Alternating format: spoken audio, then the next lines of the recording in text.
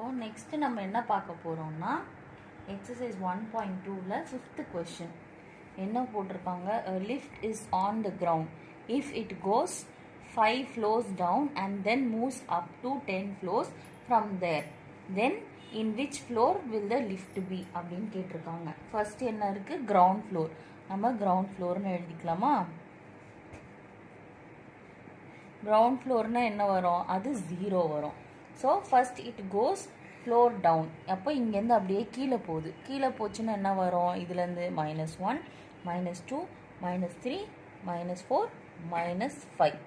So 5 போயிருக்கு. அதுக்கப்புறம் இங்கேருந்து அப்படியே 10 டைம்ஸ் மேலே போயிருக்கான். ஸோ இப்படி 10 டைம்ஸ் போச்சுன்னா ரிவர்ஸில் போகுது.